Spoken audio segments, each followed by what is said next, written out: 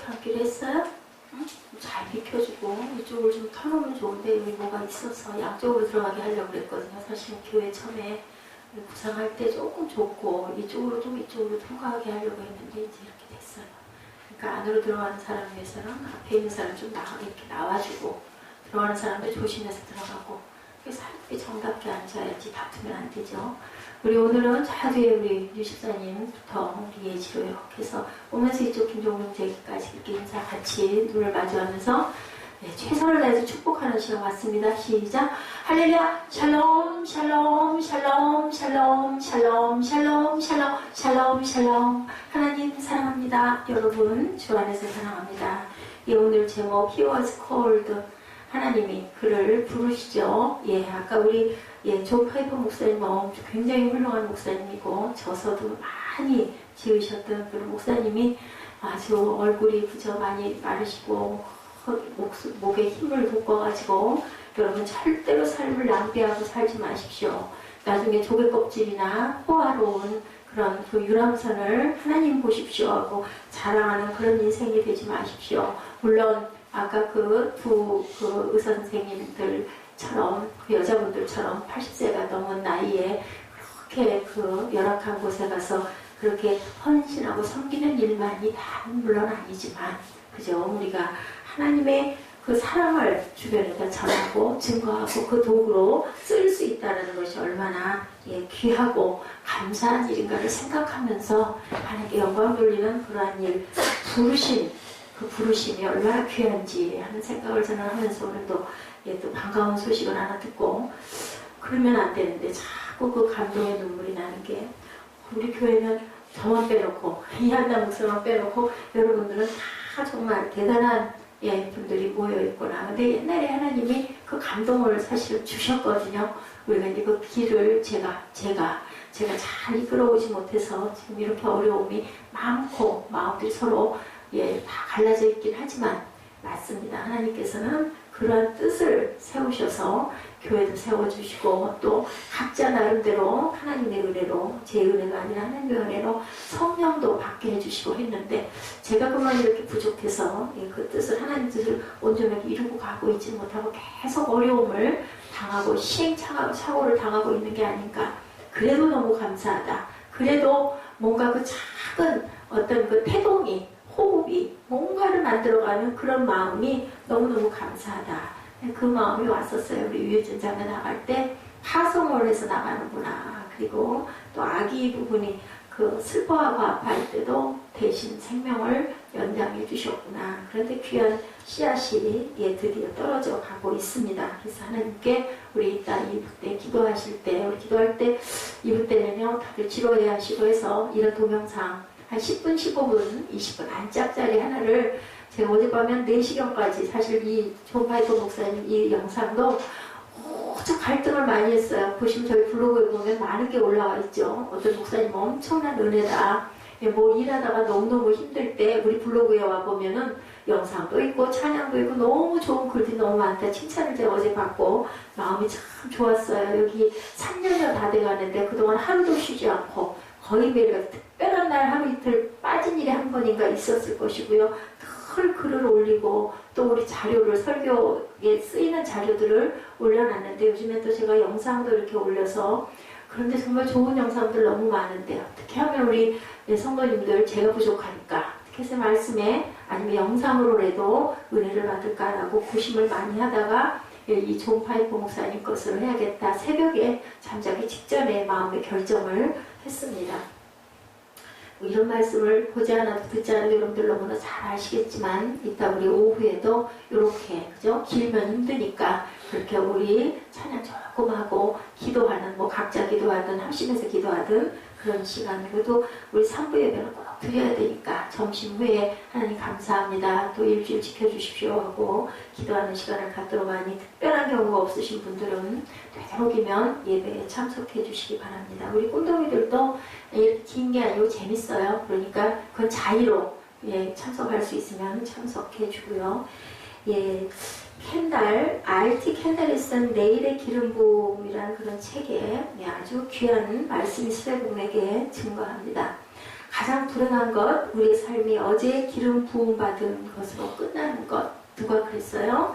예, 이스라엘의 사울왕이 그랬죠. 기름 부음을 받았는데 그만 무엇 때문에? 다윗을 질투하다 보니까 다윗 쫓아다니다가 하나님의 영이 떠나는 그런 사건. 누구를 경쟁의식을 갖고 질투의식을 갖고 가다 보면 하나님의 그 은혜가 떨어져 버리고, 그래도 사울은 20년 동안이나 왕의 자리에 있었어요. 하나님께서는 우리가 욥기를 지금 묵상하고 있는데요. 그때 바로 야단치시지 않는다. 물론 욥은 특별한 하나님의 목적이 있었습니다. 그처럼 순전한 사람은 없다라고 칭찬한, 사람 중에 그런 사람은 없다라고 하나님께서 칭찬했던 욥을 더 정금같이 쓰시려고, 욥이 나중에 깨닫죠. 25장 이후 가면 42장이 끝인데 깨닫습니다. 하나님이 나에게 더 귀하게 쓰시려고 아주 귀한 말씀 있죠. 정금같이 다스려 나오게 하려고 나를 이렇게 쓰시고, 예, 주신 자도, 생명을 주신 자도 하나님, 거두시는 자도 하나님이다라는 고백. 오늘 우리 꿈독이들 26장 말씀 꼭 시편 같지 않아요? 그렇게 귀한 욥의 고백이에요. 하나님은 이런 분이다. 세상을 땅으로다 매달았다고요. 하늘 공중에다도 매다는 그러한 아주 신묘막측하신 분이다라고 고백을 합니다. 우리 욥의 친구들처럼 어렵고 힘든 상황에 있는 사람을, 물론 그 사람이 어렵고 힘든 상황에 빠졌다 할지라도, 그게 그 사람이 잘못한 부분이 있다 할지라도 우리가 보이죠. 본인은 잘 모르도 옆에서 보입니다. 그렇다 할지라도 어떻게 하라고요? 사랑으로, 진리의 말씀으로, 성령의 능력으로 회복시키도록 우리가 함께 기도하고 위로하고 다독여주는 그런 사랑의 마음을 품어라. 아까 우리 여기 26장 말씀입니다. 이런 것처럼 하나님께서 버리셨는데도 20년 동안 살게 해주신 거 왜 그랬을까요? 기회를 주시는 거예요. 악한 자에게까지도 하나님께서는 돌이킬 기회를 주는데, 결국은 어떻게 했어요? 사울왕 죽고 말죠. 전쟁에서 패하고 맙니다. 어떻게 해요? 나뭇가지에 머리가 걸려가지고 죽는 그런 사건이 또 아들에게, 압살롬에게도 일어나죠. 가족이 모두 다 그렇게 해서 전장에서 죽는 사건이 일어납니다. 그건 우연한 일은 아니에요. 그렇게 달려가는 거죠. 피밭으로. 하나님 그 말씀을 깨달지 못하고. 우리에게 주신 기름 부음이 무엇인지, 하나님의 은혜가 무엇인지 오늘 우리 한번 깊이 생각하는 날을 갖도록 합니다. 이제 7월 중반, 조금 있으면 우리 꿈동이들 지금 따때 같았으면 다음 주쯤엔 방학을 하는데, 방학이 한 주일 밀려서 7월 말에 방학을 하죠. 이제 7월 말 지나고 나서 8월 한 달 뜨겁고 나면 또 9월 달부터 뭐가 불어요? 3월 뭐가 불어요? 시원한 바람이. 무슨 바람이? 가을 바람이. 하나님이 우리나라에게 특별히 사계절을 주셨어요. 정말 우리는 은혜고 복입니다. 그래서 우리가 하나님의 은혜가 무엇인지, 기름 부음이 무엇인지, 또한 나에게 주어진 사명 각자에게 다 다르거든요. 오늘은 좀 에스더 생각을 제가 하면서 많이 눈물이 났습니다. 그것을 감당하고 하고 있는지, 그 생각을 우리 한번 해봅니다. 어느 날요, 재밌는 얘기 여러분들에게 해줘요. 우리 꿈동이들이 있기 때문에 마가 알죠? 마가의 다락방.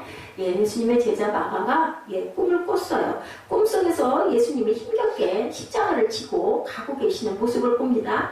제자 마가는 예수님께로 달려가서 십자가를 대신 지어드리겠다고. 아이고 예수님 힘드시잖아요. 비틀비틀 힘들게 가시니까 제가 십자가를 져드릴게요. 대답도 안 하세요. 예수님의 꿈이에요. 꿈. 그대로 그냥 계속 가시는 거예요. 묵묵히 걸어가서 예수님 마가가 막 예수님께 간청합니다. 아우 예수님 제가 지게 해주세요. 제가 질게요. 제발 저에게 십자가를 넘기십시오.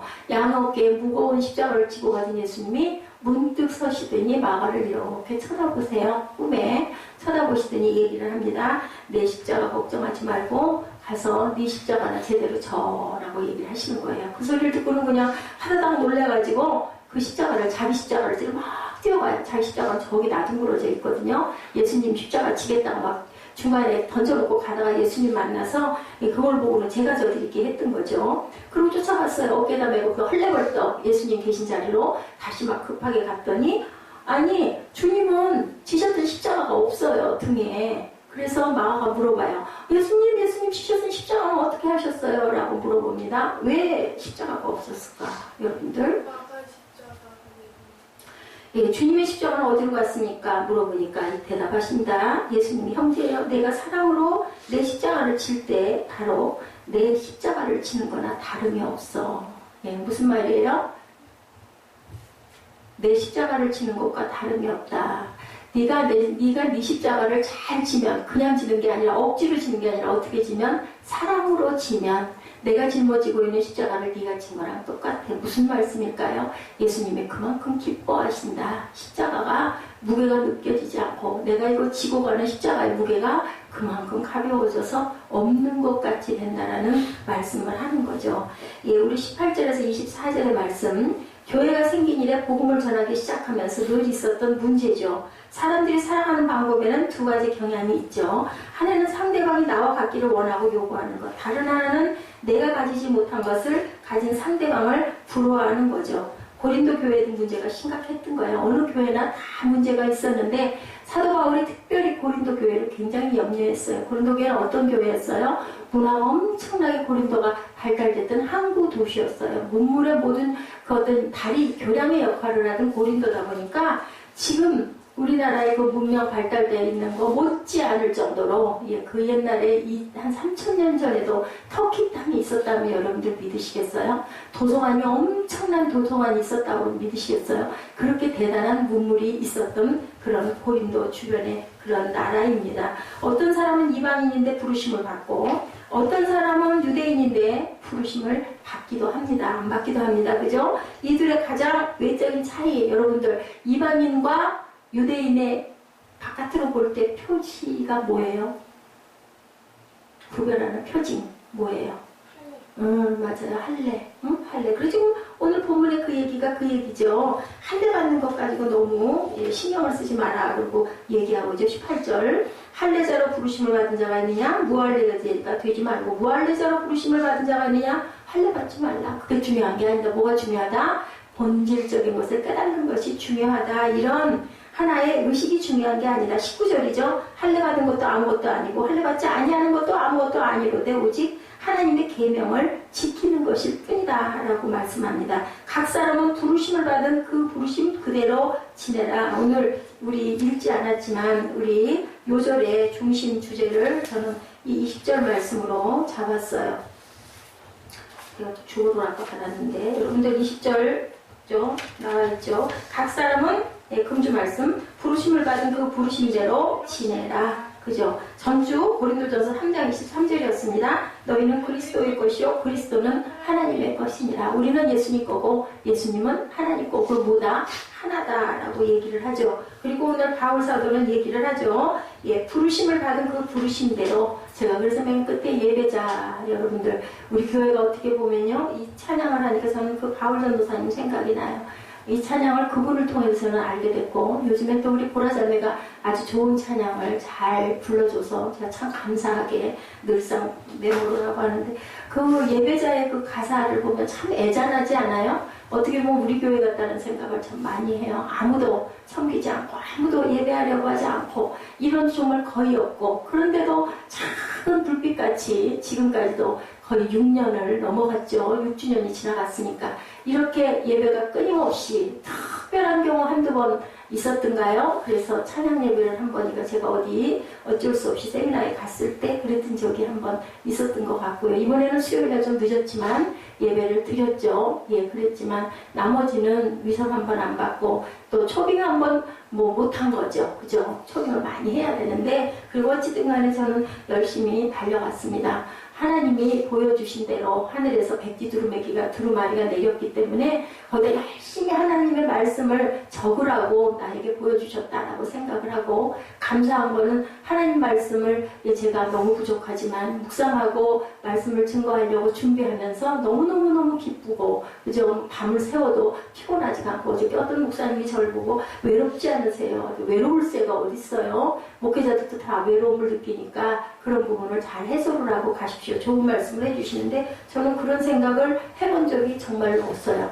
너무 작은 자기 때문에 정신없이 내 갈 길이 너무너무 힘겨워서 그런지는 모르지만 외롭다라는 생각은 제가 해본 적이 없습니다. 하나님이 계시기 때문에 다만 이제 상황상 어려움들이 있죠. 이게 좀 이렇게 됐으면 좋겠는데 마음의 억울함도 좀 있고 내가 어쩌다가 이랬나 이런 마음도 있지만 돌이켜보면 본질적인 부분을 저를 다스리시느라고 제가 지금 이제 천국을 갈 날이 여러분들보다 가깝잖아요. 알 수는 없지만 그러다 보니까 흰옷 입으라고 하나님께서 저를 남은 생애를 이렇게 귀하게, 아이고, 하나님이 아니시면 여러분들은 저를 보세요. 저를 좀 아시는 분들은 저를 보세요. 어떤 원장님이 저보고 그랬어요. 그 얘기가 저는 귓가에서 떠나지를 않습니다. 다른 사람은 다 목회자가 될지 몰라도 당신은 안 될 줄 알았어. 어떻게 당신이 목회자가 돼서 교회를 창립을 했단 말씀이냐 소리를 들으면서 웃었지만 돌이켜 생각을 해서 제가 얼마나 세상적인 모습으로 보였으면 그런 생각을 할까. 모든 사람이 다 신학을 할 수 있지만 당신은 아닐 것 같았다라는 얘기를 합니다. 그래서 우리 엘리바스 소갈처럼 욥을 판단하는 엘리바스나 소갈처럼 그 친구들처럼 그 사람 본인은 누구밖에 몰라요? 하나님이 제일 잘 아시고 그 다음에는 본인이 조금 알죠. 자기도 자기 자신을 모를 때가 너무 많지 않습니까? 우리 마음에 출렁임이 많기 때문에 정말 감사한 것은 저는 드러낼 게 여러분들 아무것도 없어요. 여러분들이 저보다 훨씬 더 훌륭하세요. 저는 그냥 어렸을 때부터 꼬마 때부터 하나님 사랑하는 마음밖에 없었어요. 교회 가면 너무 좋았어요. 그게 아마 그릇이었기 때문에 잘 몰랐지만 어린 날부터 가난한 교회, 조그만 교회, 옛날에 정말 열악한 교회가 많았어요. 한 40년 전 이럴 때는 꼬마 때는 몇 년 전, 50년도 더 훨씬 더 전이죠. 교회가 있으면요, 그거 뭐죠? 비닐장판인가요? 그런 장판, 아니면 마룻장. 그런 데도 놓고 큰 습자지죠. 이만한 습자지에서 이렇게 해가지고 넘기면서 찬송 부르고 앞에서 그 선생님들이죠. 얼마나 좋았는지 몰라요. 무릎 탁 꿇고 앉아가지고 꼬마가 5살 때부터 그걸 너무 좋아했어요. 진짜로. 그걸 거기서 나를 사탕을 주고 뭘 줘서 좋아한 게 아니고 그냥 거기만 가면 좋았어요. 교회에서 오기가 싫을 정도로 그게 바로 하나님의 은혜여서 제가 마지막에 이렇게라도 여러분 앞에 서서 여러분과 함께 말씀을 나누는 것 같습니다. 주 안에서 부르심을 받은 자는 종이라도 주께 속한 자유인이고 그와 같이 22절입니다. 자유인으로 있을 때 부르심을 받은 자는 그리스도의 종이니라. 그렇기 때문에 누구의 종이 되지 말라고 23절에 사람의 종이 되지 말라. 너는 그런 얘기를 목회자님들 많이 해요. 성도들 눈치 보지 마세요. 성도들을 왜 눈치를 봐? 사람은 종이 아니라 우리는 하나님의 종인데 라고 얘기를 하죠. 근데 눈치를 보는 게 아니라 저는 마음이 그래요. 어떻게든 해서 여러분들 은혜를 좀 받았으면, 어떻게든 해서 하나님께 가까이 왔으면, 그게 정말 그 애달픔이 있어요. 그래서 주일날은 되도록이면 맛있는 걸 많이 해드리고 싶은 게 저의 심정이에요. 되도록 편하게 해드리고 싶고, 근데 제가 역부족이다 보니까 요즘에는 우리가 식단을 자꾸 간단하게 하고 가고 있죠. 저는 다른 게 없어요. 내가 힘이 들어도 땀이 빠져도 그냥 먹는 것도 맛있게 해서 여러분들이 정말 맛있다. 오, 주일날 기다려지고 그 음식 먹는 그걸로라도 우리 꿈동이들이 기다려줬으면 하는 마음이죠. 주님의 마음이 그러실 것 같습니다. 24절에 형제들아 너희는 각각 부르심을 받은 그대로 하나님과 함께 거하라. 중요하죠. 함께라는 거. 아까 우리 그 동영상에서처럼 그죠? 하나님의 영이 우리 안에 있으면 나만 편하고 하려고 유람선 보트 타고 다니고 조개껍질 줍고 하나님 이거 보세요. 아마 그렇게 여러분들도 안 되실 거예요. 지금 어려움이 있기 때문에 물질적으로 어렵기 때문에 그러시지 그런 사람들처럼 엄청난 많은 것을 갖고 있다면 아마 불우한 사람들을 위해서 많은 도움을 우리가 아프리카까지 쫓아와가지고 그 사람들을 섬기지는 못하더라도 아마 정말 귀한 일들을 여러분들도 많이 하실 겁니다. 그리스도의 영이 우리 안에 있으면 그렇게 되죠. 25절입니다. 처녀에 대하여는 내가 주께 받은 계명이 없으되 주의 자비하심을 받아 충성스러운 자가 된 내가 의견을 말한다. 이 처녀와 총각에 대한 부분은 사도 바울도 내가 하나님께 받은 바는 없지만 내가 그리스도의 충성된 종으로 내가 의견을 얘기한다고 그럽니다. 내 생각에는 이것이 좋으니 임박한 환난으로 말미암아 사람이 그냥 지내는 것이 좋으니라. 바울 사도 있을 당시에도 임박한 환난을 예측을 했죠. 그래도 하나님은 세상을 멸하시지 않고 오늘 지금까지 우리는 이렇게 살아가고 있습니다. 근데 정말 좋지 않은 징조가 너무 많이 보이지 않습니까? 많이 보입니다. 27절에 내가 아내에게 매였느냐 너희 길을 구하지 말고, 그러니까 이미 결혼해서 매였으면 혼자 되려고 하지 말고, 그리고 아내에게서 놓였으면 아내를 다시 구하지 말라 라고 얘기합니다. 그러나 장가가도 죄지는 게 아니고 처녀가 시집가도 죄지는 게 아니다. 아주 이 바울사도는 아주 정난하게 얘기를 합니다. 왜냐하면 우리의 정욕이 우리를 다스리지 못할 바에는 차라리 결혼을 해라. 결혼을 해서 그 불타는 정욕을 잘 다스리고 가라. 그리고 아내 눈치, 남편 눈치 보느라고 특별한 그릇들은 어떻다고요? 결혼을 하지 말아야 되는 경우도 있다. 그럼 또 그렇게 살아가라. 그런데 목회자들이 결혼을 안 하면은 목사 함수를 안 줬던, 지금은 좀 거기에 어떤 첨부되는 서류가 있으면은 가하기도 하지만 원래는 아내가 없으면 대개는 남자 목사님들이 목사님 안수를 많이 받으셨으니까 또 여자분들도 남편이 없으면 목사 안수를 안 줘요. 원칙적으로는 지금은 뭐 많이 주지만 절대로 안 됐었어요.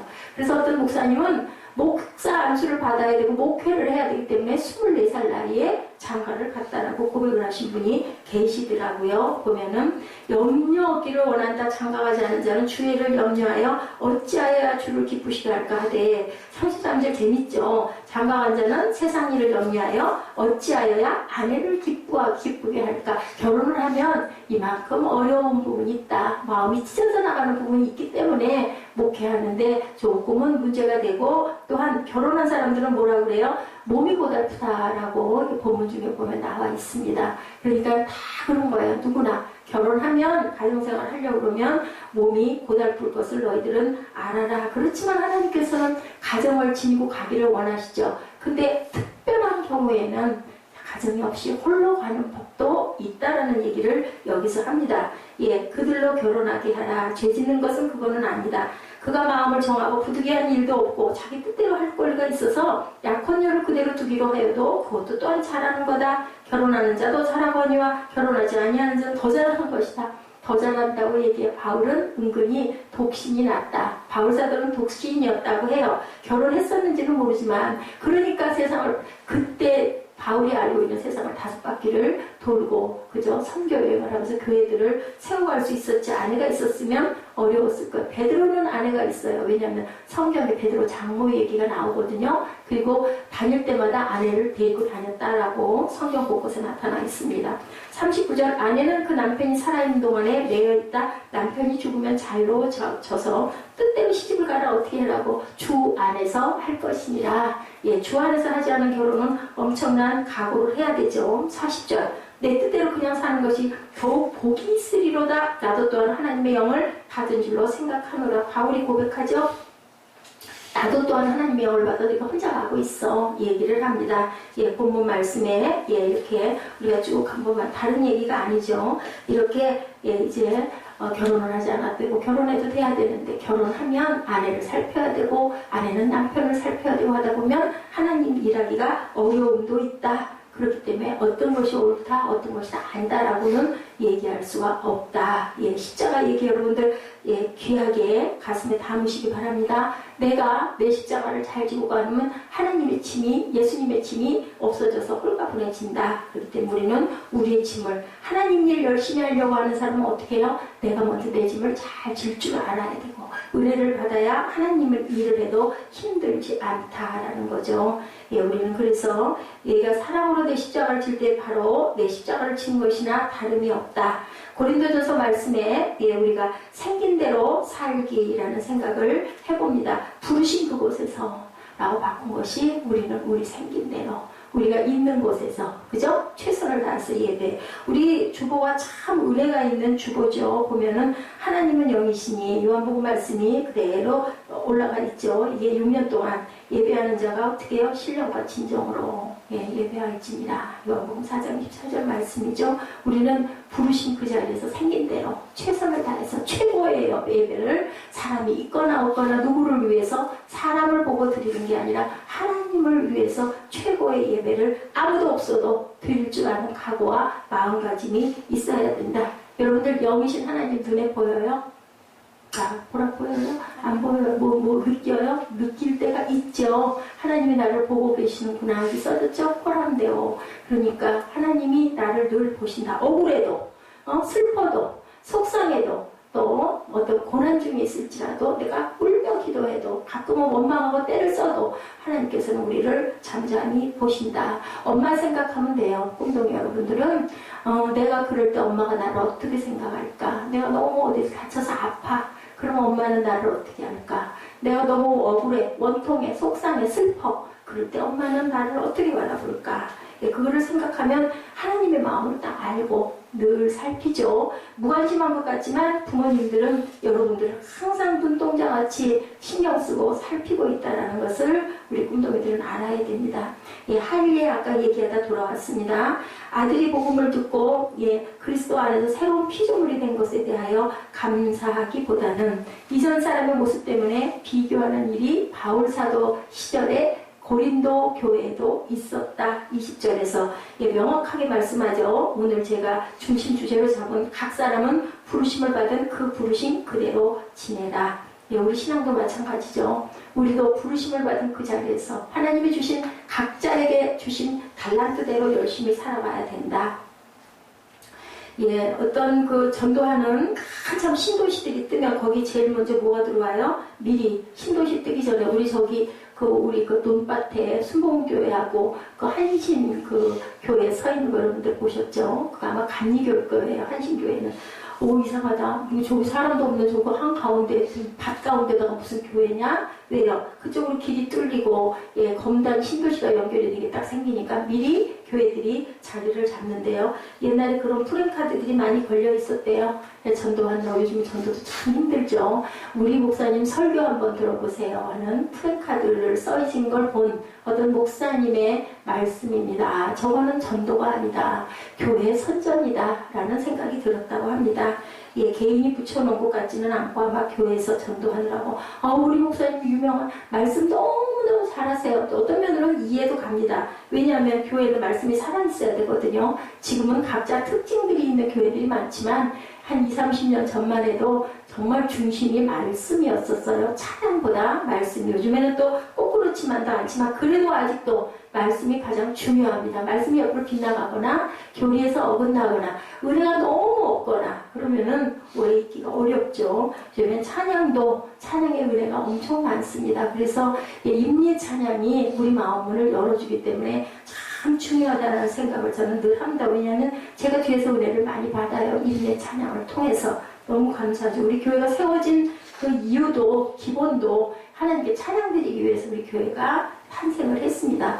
고린도전서 7장 18절 이하의 사도 바울이 사람들에게 말하죠. 메시지 성경, 설명해놓은 성경을 제가 옮겨왔습니다. 하나님께 부르심을 받을 때 여러분이 유대인입니까? 그렇다면 유대인이라는 증거를 없애려고 하지 마라. 무슨 얘기예요? 생긴 대로. 그죠?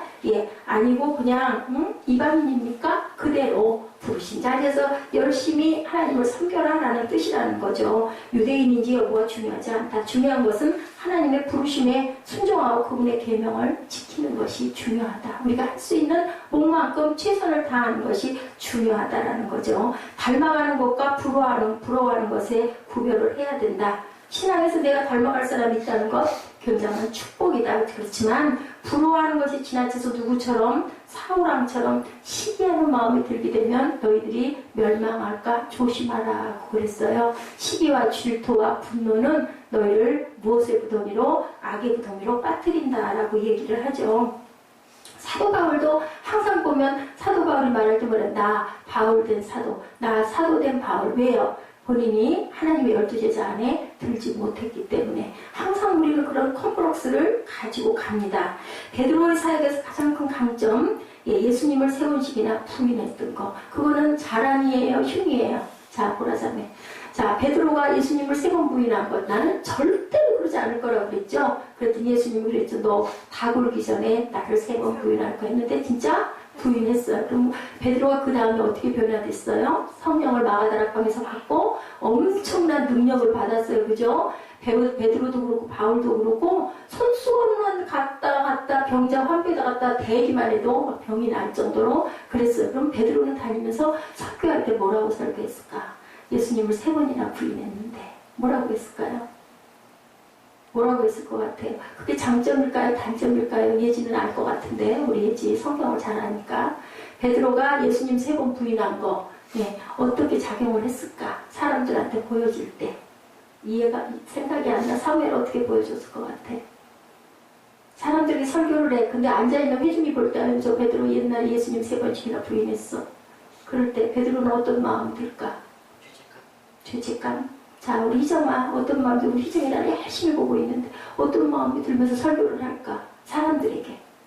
베드로는 3번이나 부인을 했어. 그러면 옆에 앞에 앉아 계신 분들에게 베드로가 막 능력을 받았잖아. 막 병도 고치고, 그지? 막 사람들이 3,000명씩 막 회개하고 일어나고 하는데 그 사람은 사실은 옛날에 예수님을 3번이나 부인을 했어. 배신자야. 그렇다면 베드로는 사람들에게 어떤 말을 할 것 같아?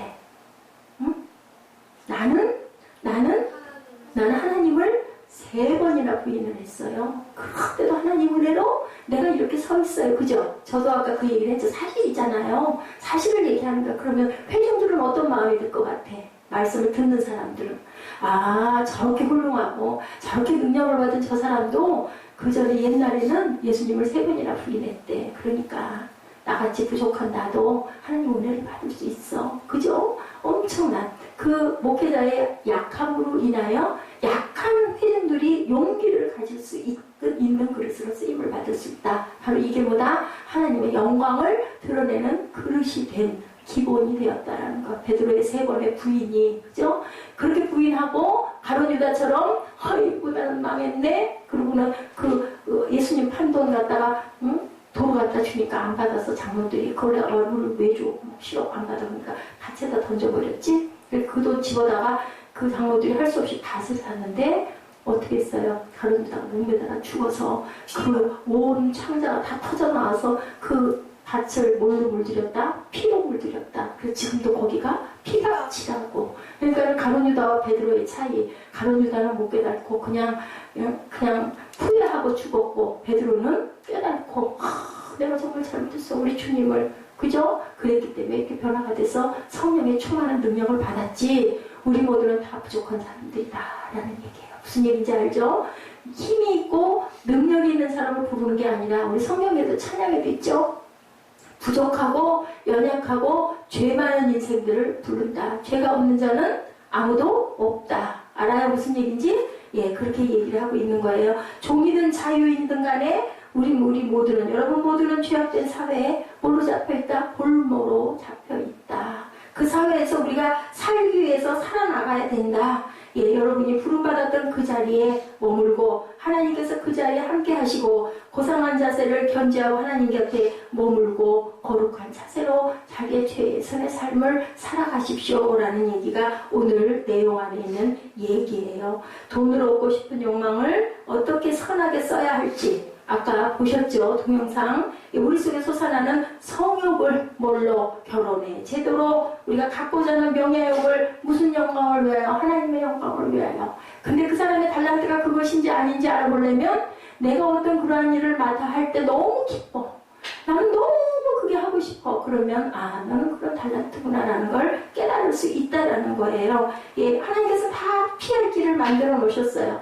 야, 내가 뭐 누구에게 드러나고 싶어. 그럼 뭐를, 누구의 영광을 위해? 하나님의 영광을 위해서 내가 막 쓰이고 드러나면 그것이 우리의 귀한 각자의 달란트다라는 거죠. 우리가 경험을 통해서, 역사를 통해서 알게 되는 것, 금욕적인 욕구가 강해지면 강해질수록 어떻게 나를 자꾸 감추고 싶어져.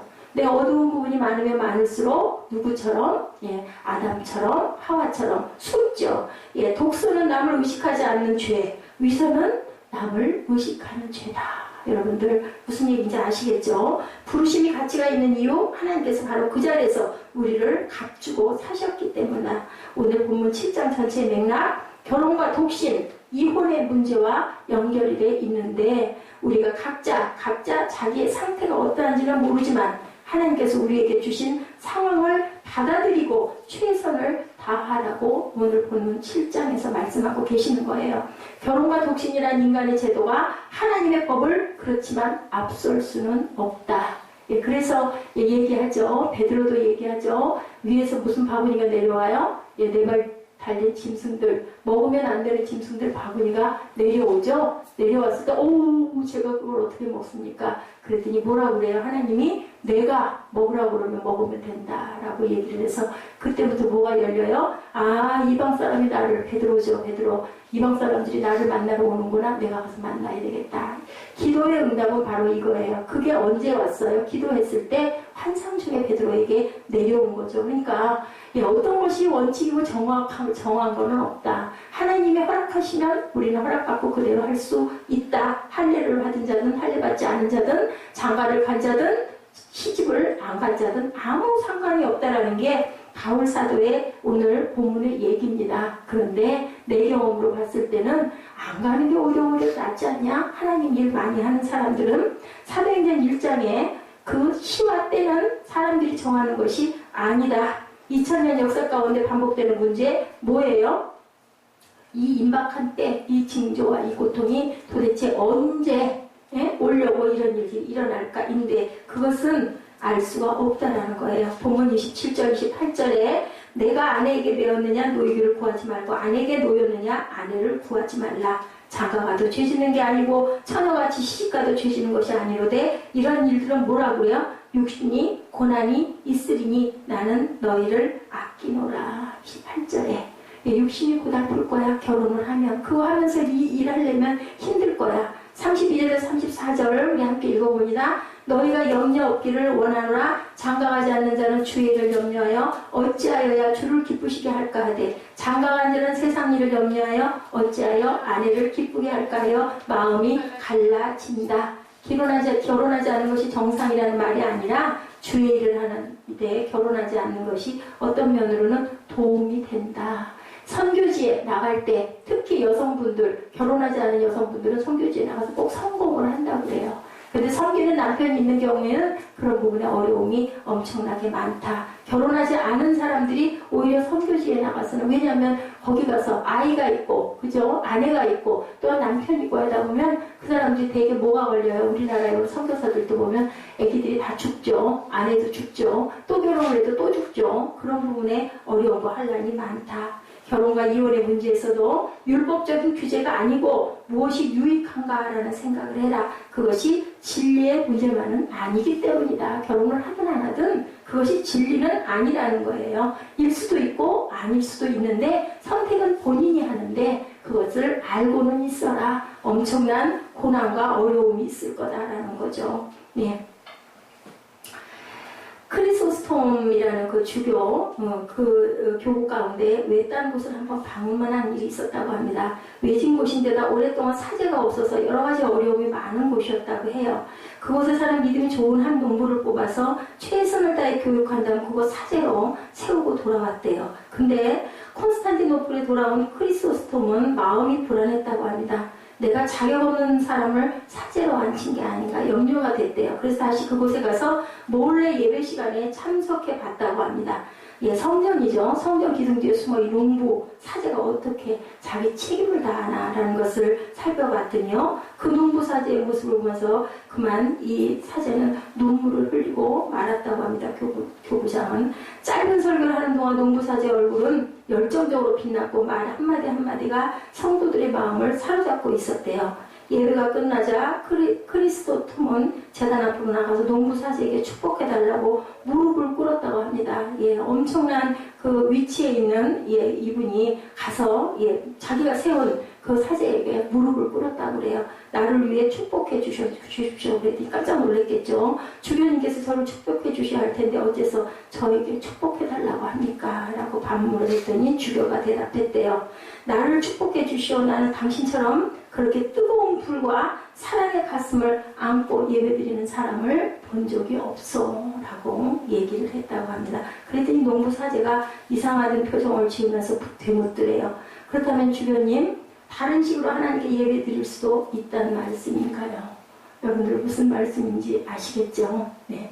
많이 알고 모르고가 중요한 게 아니라 정말 하나님의 영에 감동된 사람은 대강 드리는 것을 할 줄 모른다는 거예요. 이렇게 그것은 연조가 길고 짧고가 중요한 게 아니다. 우리가 고민하게 되죠. 어디까지 제도를 신뢰할 수 있느냐. 신앙의 본질을 진지하게 생각하지 않으면 우리는 율법적인 바리새인들이 회칠한 무덤들이 모두 다 된다. 우리가 항상 부끄럽게 생각을 할 줄 알아야 되고 내가 잘해. 내가 설교 잘해, 난 찬양 이만큼 해, 난 기도를 하루에 5시간씩 해, 이런 거를 자랑할 필요가 없다. 예, 그죠? 예, 본문 35절, 내가 이것을 말하면 너희의 유익을 위하며 너희에게 올무를 놓으려 함이 아니니 오직 너희로 하여금 이치 합당하게 하여 흐트러짐이 없이 주를 섬기게 하라.